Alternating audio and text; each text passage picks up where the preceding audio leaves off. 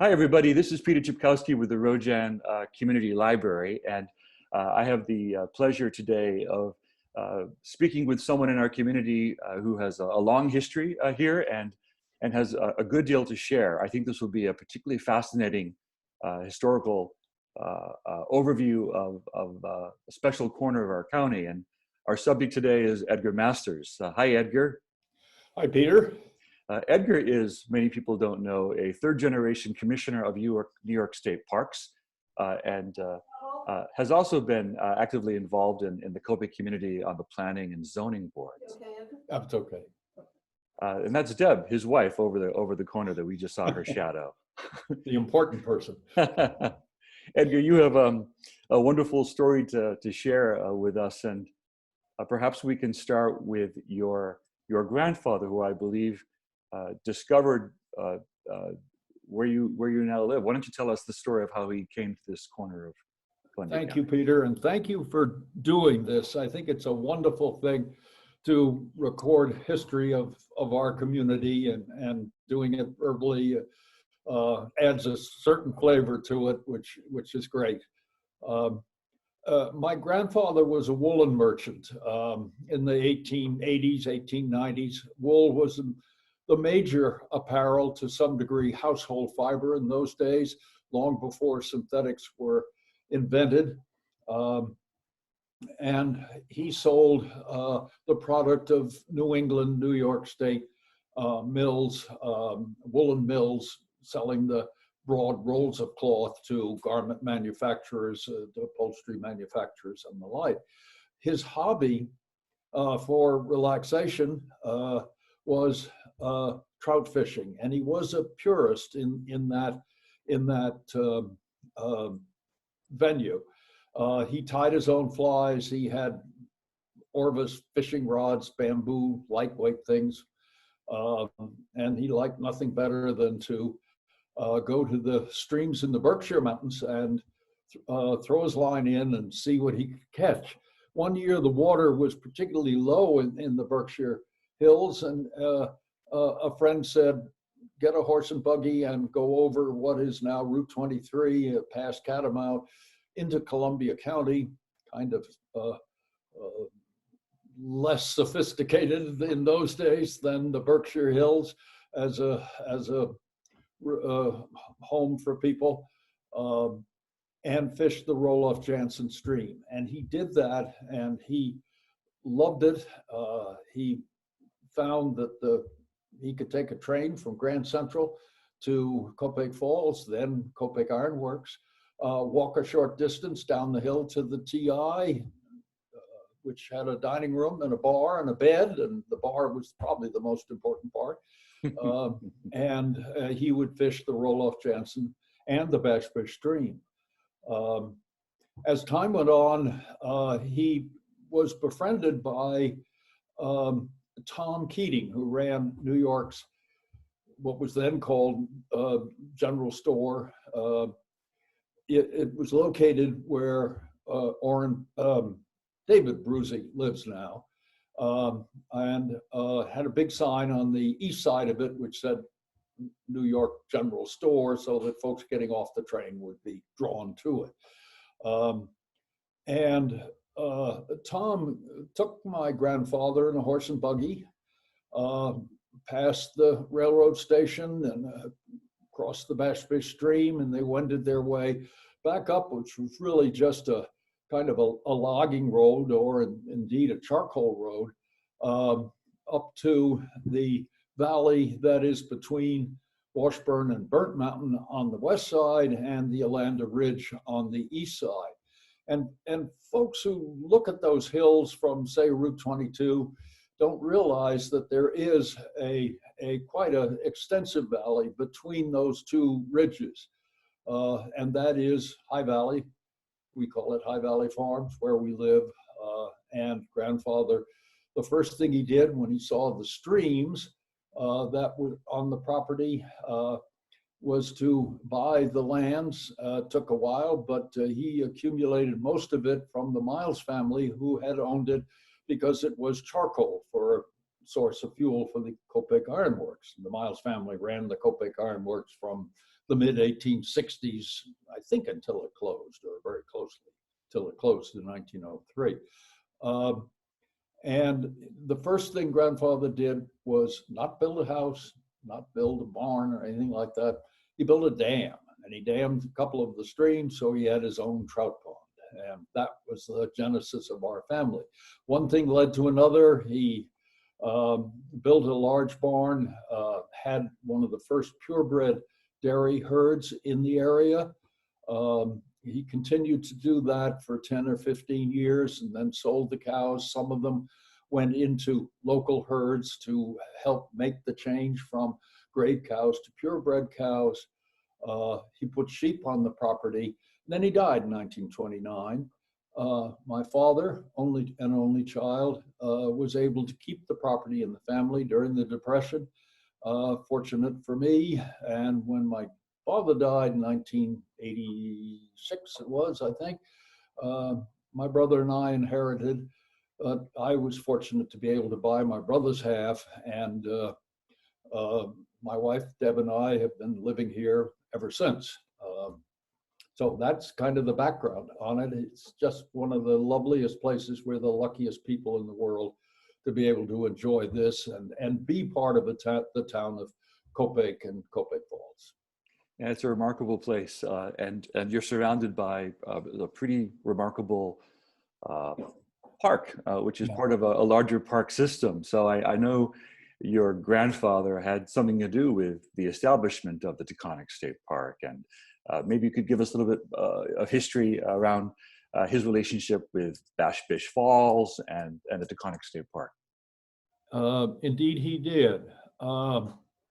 The falls were owned by hotel interests, and there was a big hotel located in the area where the New York State parking lot is, about 3/4 of a mile west of the Bash Bish Falls themselves. Where that parking lot is located is where the main building of the hotel was. And all the big trees that we see around now weren't there back in, we'll say, the heyday of the hotel might have been 1912 or something of that nature. Folks would take the train again to Copake Iron Works. Maybe by then it was called Copake Falls.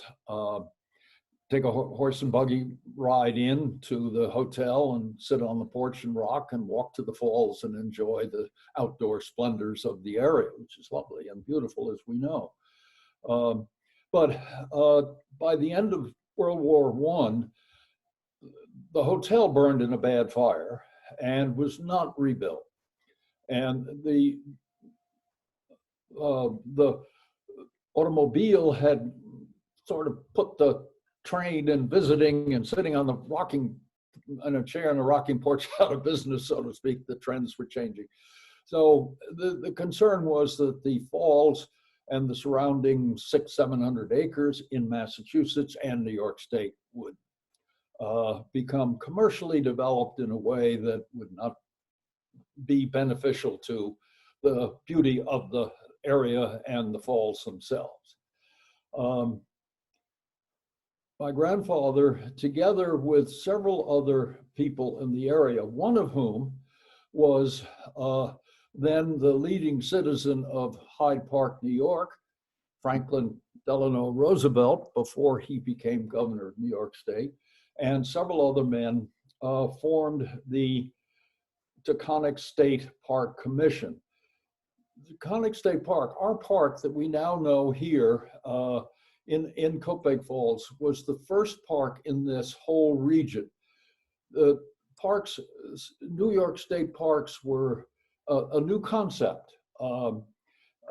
They had started on Long Island. I believe Robert Moses was involved in that at that point. And Governor Al Smith had legislature passed that established regions and parks and so on. So the first one in that area was Taconic State Park. The interesting thing about it was that the law at that time, the New York State law, was that the state could not acquire land from an individual buying land for public use unless it adjoined an existing state ownership. So here is the whole area of the Bashbish Falls. And the concern is how to start a park. They didn't own any land in this area. So my grandfather gave them, I think it's 36.2 acres or something like that. And I've been trying to find out exactly where that acreage was, but and the state records are fuzzy. But I think it was up toward Sunset Rock on the side of the hill up in that area. But now the state had land and they could buy the adjacent property. And one thing led to another, and they eventually acquired all of the land that the hotel had owned, that the hotel interests had owned in New York State. Obviously, New York State couldn't go over the state line into Massachusetts. Massachusetts had to do that. And if I'm not boring everybody with all of this, not at all. The next step to protect the falls, my grandfather bought the Massachusetts portion of the hotel interest, which included the falls. And he paid a certain sum for it and held it for 2 or 3 or 4 years until Massachusetts started their preserve. They used the word preserve instead of park, preserve system. And he then sold the acreage in Massachusetts that he had bought, about 200 acres around the falls themselves, to the state of Massachusetts with the condition that it be forever in the public domain. And that protected the falls in effect. And Massachusetts has added land to it. We know now there's quite a bit of land up there that is the Mount Washington Preserve. And that includes the falls, and the falls are a huge attraction in Western Massachusetts. The New York State parks continued to expand and grow. Roosevelt became governor. His interest remained with parks. He continued to do it. After my grandfather died, my father became a parks commissioner. He was chairman of it all during World War II. Then he had a run-in with Governor Dewey over the Taconic State Parkway down in the Lake Taconic region. Governor Dewey wanted to be president and was a big donor in that area. And the governor thought that it would be best if the parkway went around that donor's land. And my father sort of felt the parkway should go where the parkway belonged, and the two had a falling out. And when his term was up, he was not reappointed, but nonetheless, his interest in parks continued and right up until he died, really. Time went by, and then when we were starting the Friends group, Friends of Taconic State Park, with a special interest in the then kind of abandoned and sort of lying in the weeds Copake Ironworks, I happened to meet Dr. Lucy Waletsky, who was chairman of the Taconic State Park Commission, and we connected, and she asked me to be a parks commissioner, and that's how that came about.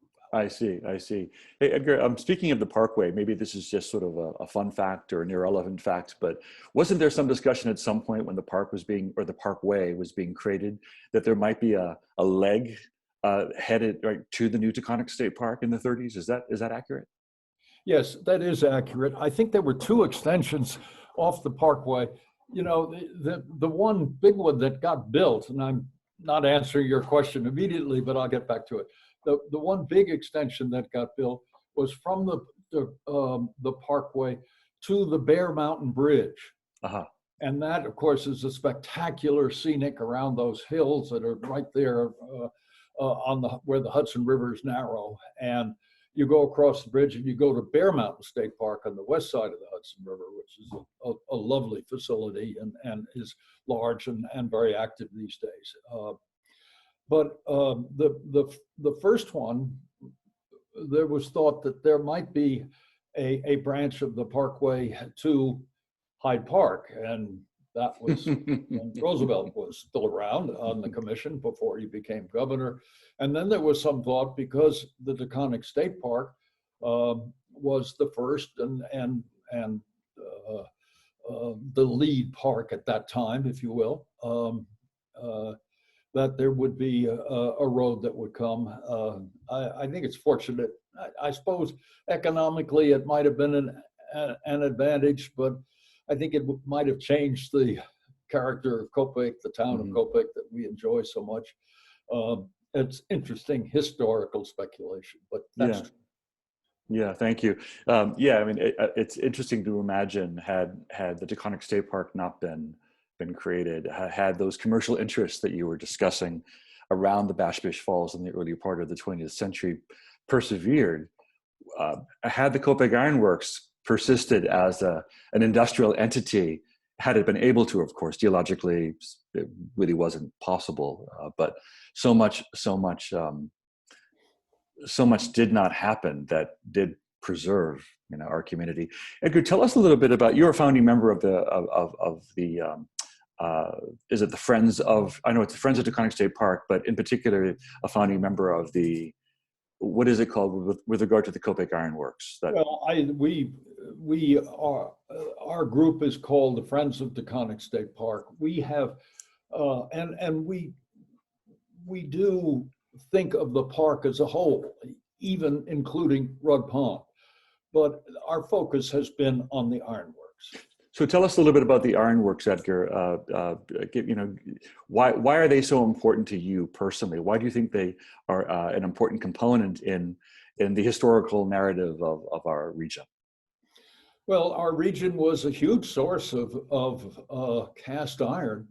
You think of the number of furnaces in the northwestern part of Connecticut. Ed Kirby has written a wonderful book on all of those furnaces and their location and pictures of their condition in the 1990s. There were a few in Western Massachusetts and quite a few in New York State, sort of starting in Dover Plains and working north in the various things. The iron industry was huge in the 19th century. And the earliest settlements in eastern Columbia County, in a large degree, involved the iron making process. The dam in Ankrum, where the paper mill has been forever, was first an ironworks dam. I think that's right. The Riga Ironworks, the ore pit that was there. You can walk into it now. It's all surrounded by trees, but it had two railroads on either side: the Central New England on the west side and the Harlem Division on the east side. Within 10, 15, 20 yards of this pit to move the ore out and get it to a blast furnace. And then there was this big industrial facility in Copake Ironworks in Copake Falls. They came to the area because of the water power, the fact that there was a mine, which is now the swimming pool or the swimming pond, lake, whatever you call it. The ore bed. Area in Taconic State Park. And there were lots of trees for charcoal. That was about 1845. And the ironworks started in 1845. It was a cold blast furnace, what a water wheel powered by the Bashbish stream to work the bellows in order to get the temperature of the fire inside the stone and brick cauldron of a furnace, to get it high enough to melt the iron out of the iron ore. And slag was produced, and the making of the iron, I've been reading about it recently, and it was very complicated. The iron master who worked the blast was a tremendously skilled person, and how they did the blast and how much to get rid of the sulfur and to keep the phosphate and all kinds of chemical things that I don't understand. And ended up with pig iron. And everybody knows, I'm sure, if you look at the remnants of the furnace that is today at the Copake Iron Works, in front of that building, as you look at it, and you're looking toward the south, so you're looking at the north side of the furnace, that was the main exit for material coming out of the bottom of the furnace. So out would come molten iron, and it ran into a bed of sand that was covered by a one-story building called the casting shed. And it would run out of a main hole in the bottom of the ironworks down a central corridor in the sand, central ditch, if you will, and then it would go out from that to allow it to be formed into crude iron bars as it cooled in the sand. And somebody looked at that and said it reminded them of a mother sow with piglets having breakfast or lunch at her tummy, and hence the name pig iron. And what happened to that pig iron, Edgar? Well, many things would happen to it. It could be sold in the rough iron bars and shipped to foundries where it would be heated and processed and made into products. At the Copake Iron Works themselves, my understanding is that they made many parts for wood stoves, trolley wheels.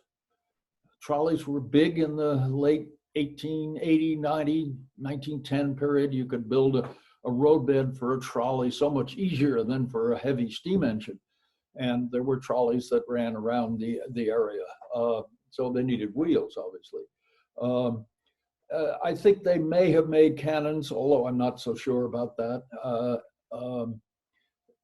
The history says they did, but I'm not sure the iron was of good enough quality to make that, but that's by the by. But all this pig iron would have been shipped away from the Copake Iron Works by train? I would say a lot of it was, with one big exception, and that was that the Miles family started a plow works.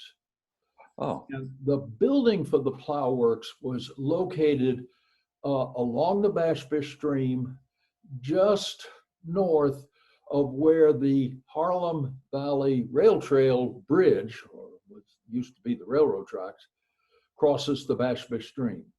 And there's cement foundation still there.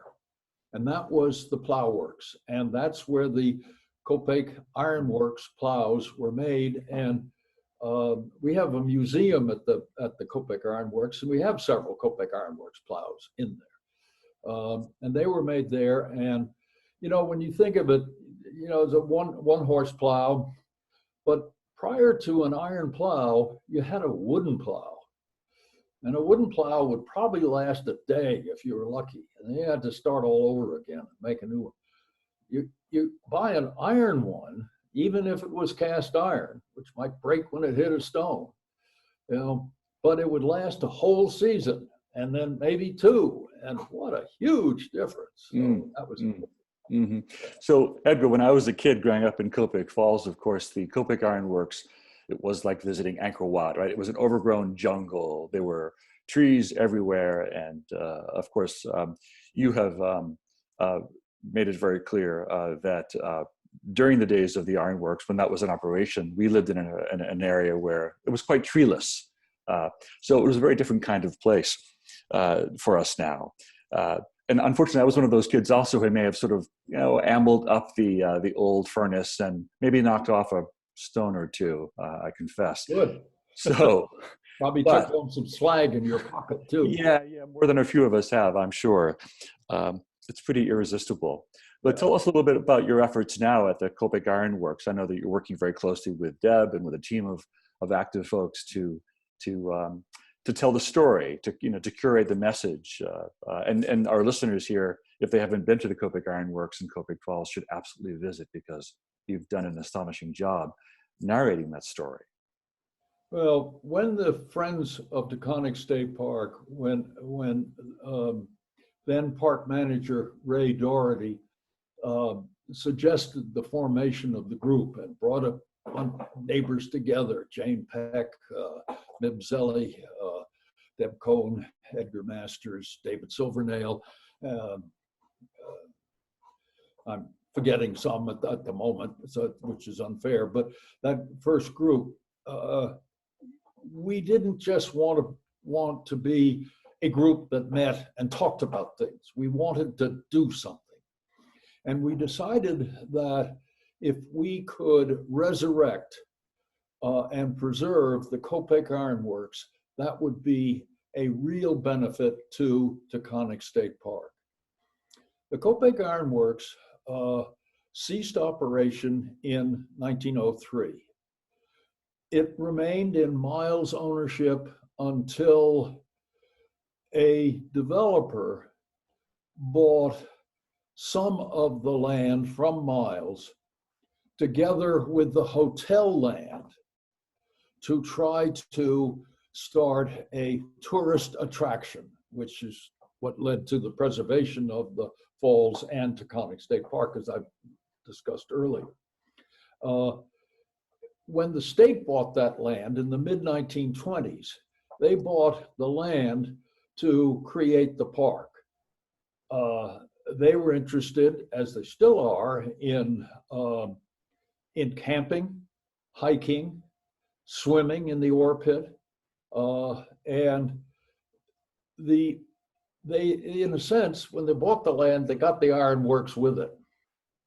But it was not, they didn't buy the land because of the ironworks. It was the other way around. They bought the land because they thought it would further the interests of preserving the falls and doing the kinds of things that parks in general were thought to be doing in terms of hiking and camping and being outdoors and having a place to go other than your home.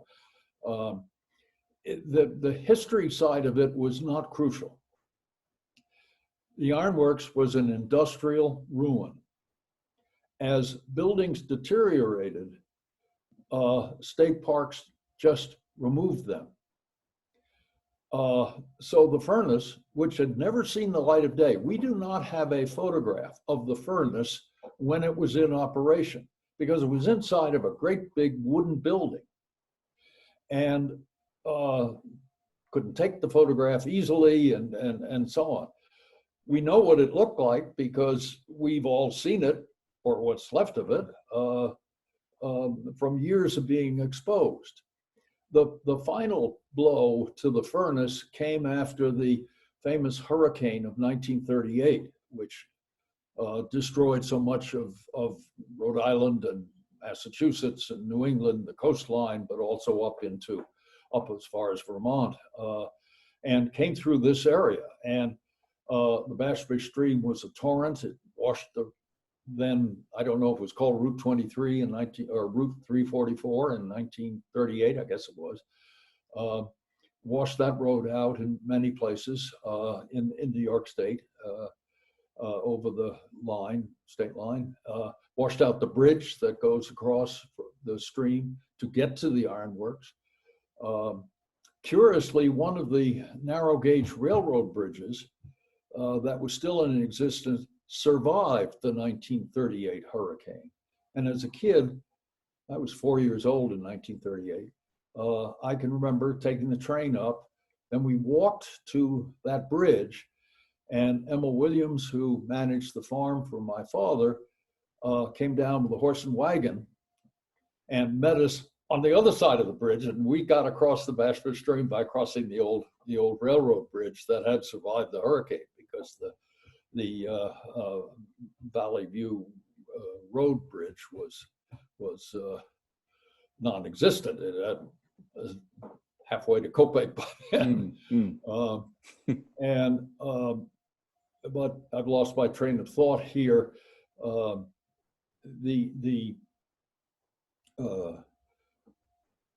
When they rebuilt Route 344, they needed to shore up the bank on the north side of the road. The south side of the road goes along the stream, so to speak.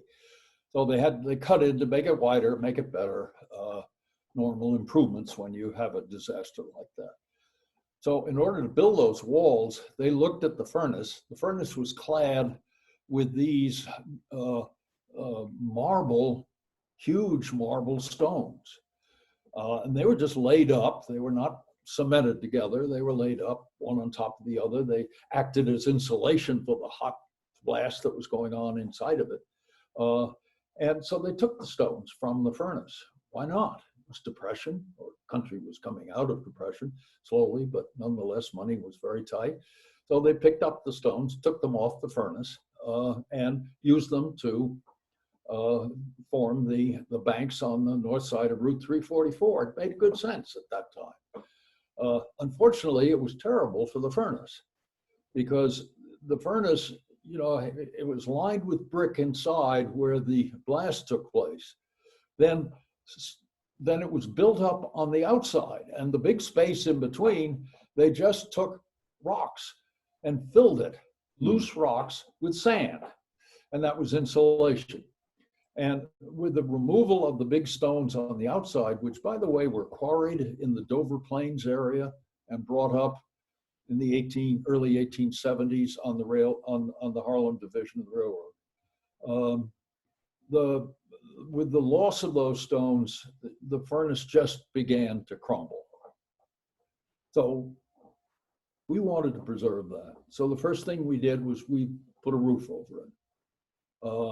And it's a big roof, and it gives some idea of what the original wooden structure that covered the furnace looked like. That original wooden structure went all the way to those large walls that we have now uncovered by cutting away the foliage and weeds, and trees and stuff. And that was called the charging deck, which was to get the charcoal and the ore to the top of the furnace together with the limestone to make the whole thing do its bubbly thing. And they dumped things in the top. And once a blast was started, it went on. It went on as long as they could keep it going. Because when they stopped it, to clean out the inside, they had to let it cool, and everything that was left in there hardened. Then they had to go inside with sledgehammers and you know, big iron chisels and break it all out and rebuild the brick interior. So a blast would keep going as long as possible. So we put the cover on. Our engineer who was advising us said, you're going to have to do something to prevent the continued erosion of the outside rocks. Mm-hmm. And I kind of estimated that in cleaning up around it, we took maybe 35 tons of rock that had fallen off the outside of the furnace and deposited on the bank along where our parking area is now at the ironworks, just as a place to put it. And then we decided to replace, if I can say in quotation marks, the stones with cement. And we have replaced all of those outside cornerstones up to a certain level. At that point, the money ran out, but in a way, I think it's much better to show what the inside looked like above the stones. The cement was carefully done, formed with layers in between, so that if there ever was sufficient monies to reclad the furnace with the original kind of marble stones that were there, to actually restore it. We're preserving difference between preservation and restoration. The cement can be removed. And then as we built up the outside on exactly the same dimensions as the original furnace, we filled the gap between the remaining inside stones and the outside cement stones with concrete. And that can all be removed. So it could be restored to its original thing, but it would take millions of dollars. I'm not sure it's worth it. Yeah, I think yeah. the public can see it now as it works. We've preserved the inside to some degree. We didn't do it all. We left it sort of open so people could see how it functioned and worked. We have more work to do there. The amazing thing of the Copake Ironworks, and I'll stop in a moment here, I've gone on for a long time, but the amazing thing is that it has more original structures than any other existing ironworks in the Litchfield Iron District, which goes from, as I mentioned, from Northwest Connecticut, New York State, southern western Massachusetts, up as far as Chatham and into Vermont, actually, but bulk was in New York State and in Connecticut. And that's because they were in existence. They were just closed down. They were in existence when the state bought it. State hasn't preserved any of it, but they have used some of the buildings, and that, in a way, kept them going. They put a new roof on from time to time. They changed them quite a bit. They would use one as a maintenance building, so they took a wall out, put an overhead door in, all of which makes sense. And but the buildings are there. Yeah. Powder house, where the gunpowder was to blow out the ore in the ore pit. There's the general store. There's the business office. The park manager's house, where Ray Doherty lives, is where the Iron Master lived. At the furnace, across from the furnace, is the engine house, which is a brick building, which in its later days, in the Miles ownership, had a steam engine inside and big bellows to blow the air to the furnace. And attached to it was a carpentry shop, which is in effect a pattern shop, so that they could take a wooden pattern, press it into the sand in the casting shed, and as the molten iron came out, it would be diverted into the hole in the sand where the pattern had been put, and they would get a rough casting, which would then be taken to the foundry, a building that no longer exists, and turned into plow products, for instance. And those would be manufactured in the plow works that I mentioned earlier. We have two projects ongoing. They're on hold now because of what we're facing in terms of our health. One is to create a pollinator garden just after you cross the Bashfish Falls, and I think you had mentioned that it was the ball field where That's right. From Greenwich House coming up in the summer for many years, and staying in the old Heavenly Rest camping buildings that were there, where they played ball and later had a swimming pool, I think, and so that we hope to have that planted as a garden, and then to have a trail that will come off the rail trail to the falls without having to go along either 344 or Valley View Road. Get pedestrian and bicycle traffic off the vehicular traffic road. That's one project. The other project is that we are, if we can get permission from state parks, we are going to build a small but working narrow gauge railroad to not duplicate what was there originally when the ironworks was at its heyday, but to give the idea of what was there originally. It will be a loop. It will be on the west side of the furnace. We'll have a stop at the furnace so people can get off and look at the furnace and so on, and get back on it.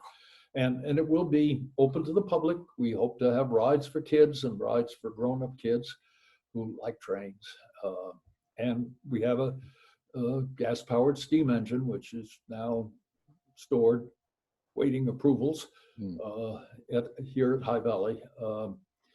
And we're in the planning stages, engineering reports, permissions, safety issues, all those good things. But it's going to happen. That's exciting. I so appreciate that you guys are ambitious and doing everything you can to to simulate the experience at the ironworks. And I was at the ironworks the other day. I think I was just telling you that standing there, you get a sense so much of our community's history. I mean, certainly the ironworks history, and of course the magnificent Richard Upjohn Episcopal Church on the hill that was established by the founders of the ironworks. And of course, the whole hamlet of Copake Falls exists because of the need for the workers, the Irish. I believe the French were there also as welders. And am I correct in that? Yes, the French. Well, I think we think that the French were the expert charcoalers. These numbers are all subject to interpretation, but if 50 people worked at the ironworks to keep the blast going and to get the molten metal into the casting shed and so on and so forth, 50 people did that.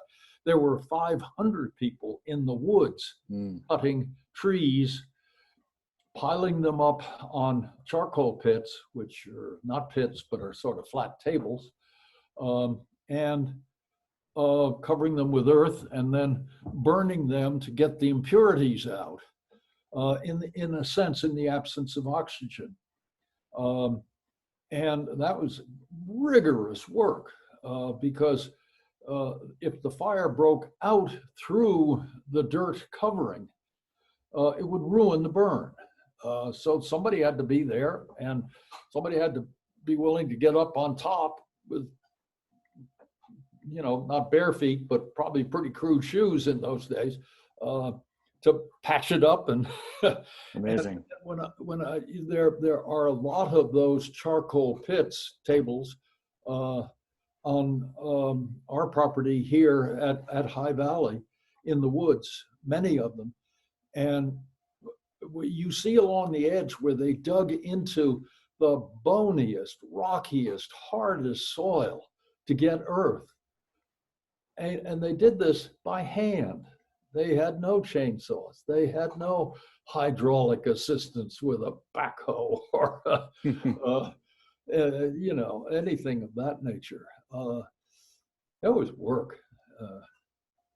Those men, and I'm sure they were almost all men, really put in a life's work as manufacturers. The ironworks at its heyday, 1880s, used between 300,000 and 400,000 bushels of charcoal to keep its blast going.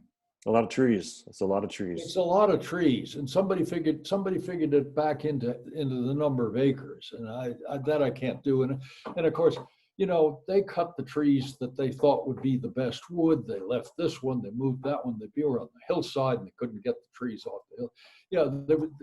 It wasn't just nice, neat through the acres, but all of these woods around here were charcoaled, and all of the growth that we see today, and we have a lot of it, which is wonderful, is second growth.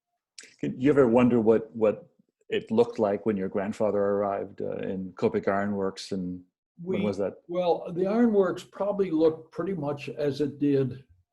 It was still working when he arrived. Mm-hmm. He arrived 1899, I'd say 1900. I don't know exactly, mm-hmm. but within a year or two. The ironworks closed. The last blast was 1903. The foundry, which processed iron into products, that continued for a few years. And then my father said it opened during World War I to make armaments or some iron products that were needed for the war effort in World War I. And I think that lasted until the war ended, maybe 6 months after the war ended in November of 1918. But by 1920, it was totally closed down.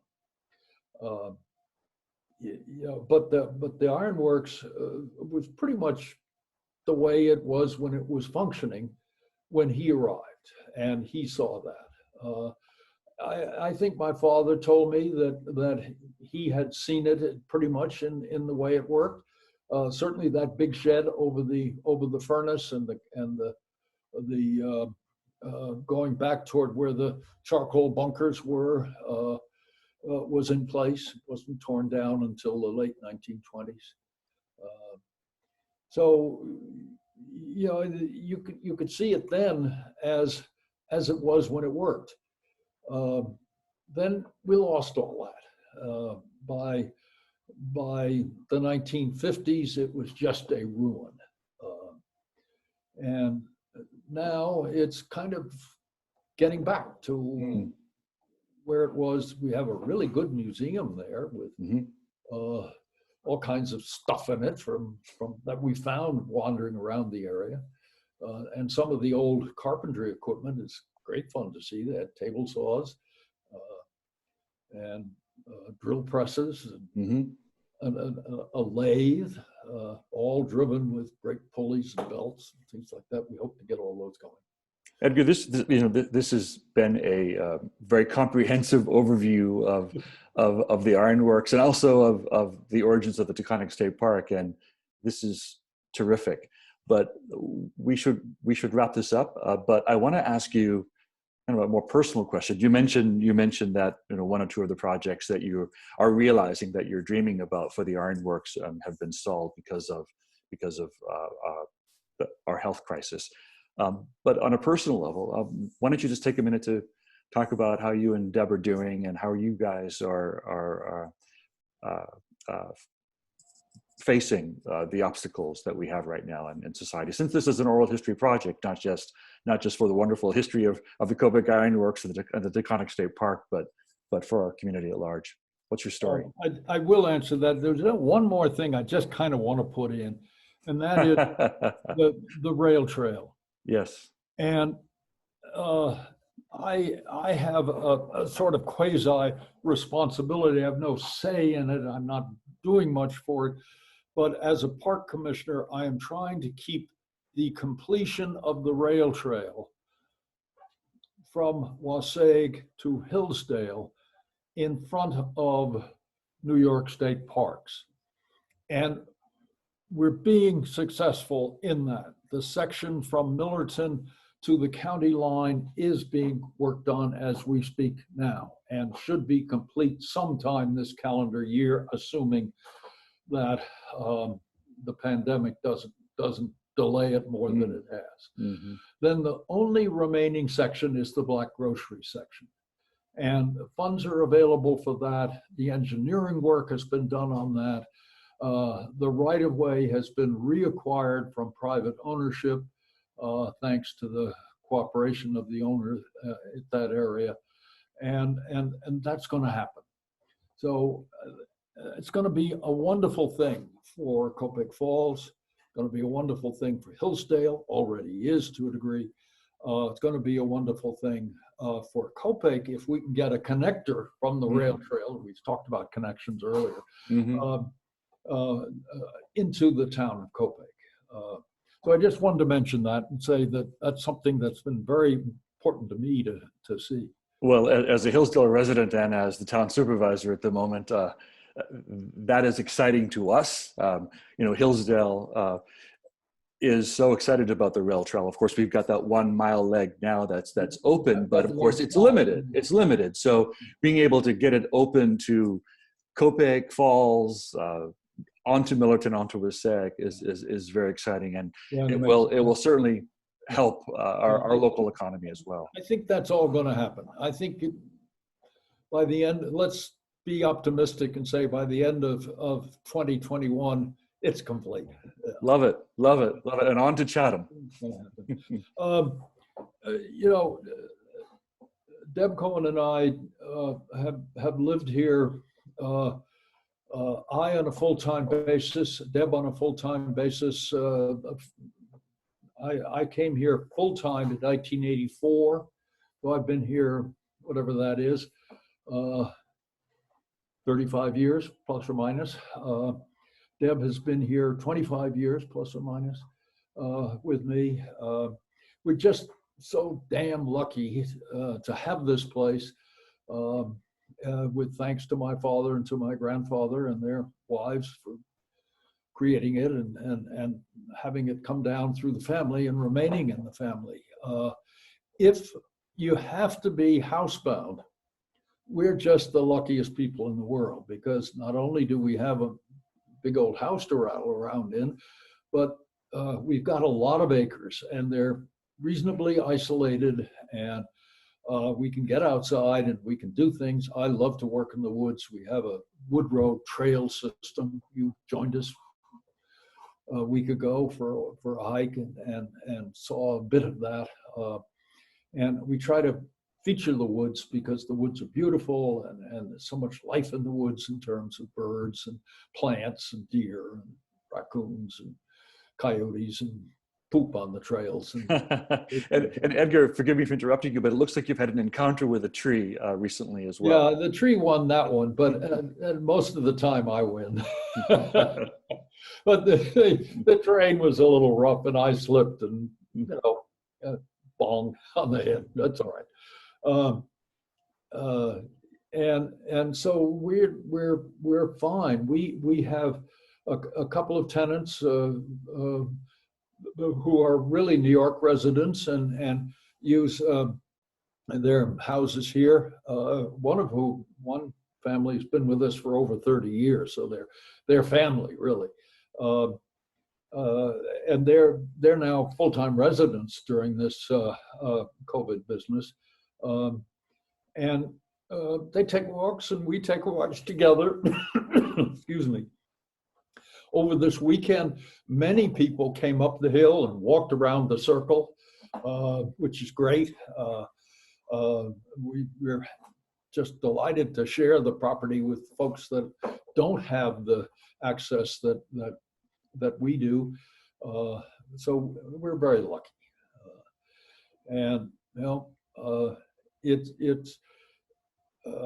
Deb and I have put conservation easements on all of the acres up here.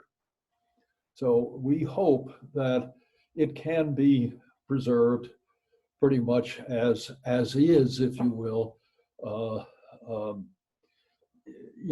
Things change and usages change, and I understand that there's a building envelope and that can all be dealt with, and there are no restrictions there. But the woods and the fields have conservation easements on them, and I think that's a worthwhile goal, and I'm happy to have accomplished that.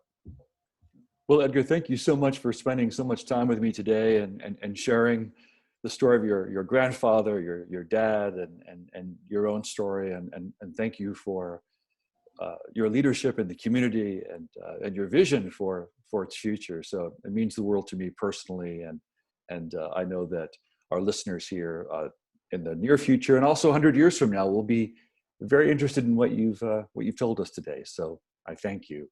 Well, thank you for the opportunity. Thank you for what you have done for our community. We know you're moving away to bigger and better things, but you're going to be thoroughly missed for all of your efforts in promoting. You're damn good at it, and we will miss you. Thanks, Edgar. Thank you for this chance, and you're a wonderful listener to let me prattle on like this. You've got an attentive listener in me. Thank you, and you guys stay safe, and we'll see you soon. Same to you, and come back and walk with us when you get a moment. You bet I will. Great. Bye-bye. Bye-bye.